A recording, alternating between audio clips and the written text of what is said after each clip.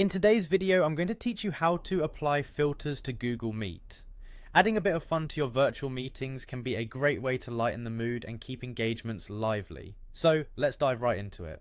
First, let's head to Google Meet. You can simply open your web browser and type in meet.google.com, which will take you directly to the Google Meet homepage. This platform has become a staple for virtual meetings, and knowing how to personalize your experience can enhance your overall meeting vibe. Once you're on the Google Meet homepage, you'll need to create a new meeting. Look for the option labeled New Meeting and click on it. This is where it all begins. Whether you're hosting a team meeting or just catching up with friends, this step is crucial to get things started. After clicking on New Meeting, you'll see a drop-down menu with several options. For the purpose of this tutorial, we'll go ahead and select Start an Instant Meeting.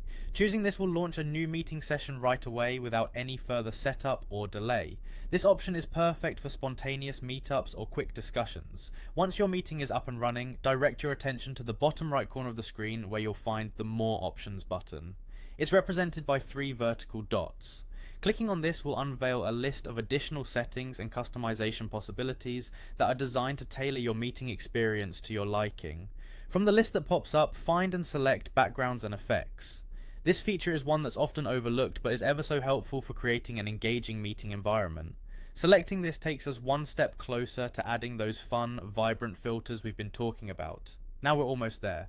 Within the Backgrounds and Effects menu, click on the section labeled Filters. This is the point where you get to see a range of options that can transform your video feed into something much more playful or artistic depending on your preference. Exploring these filters is a great way to express yourself in a digital space. They offer an opportunity to convey your personality or simply add a splash of creativity to standard virtual meetings. So go ahead, experiment with different filters to find the one that suits your mood or meeting tone.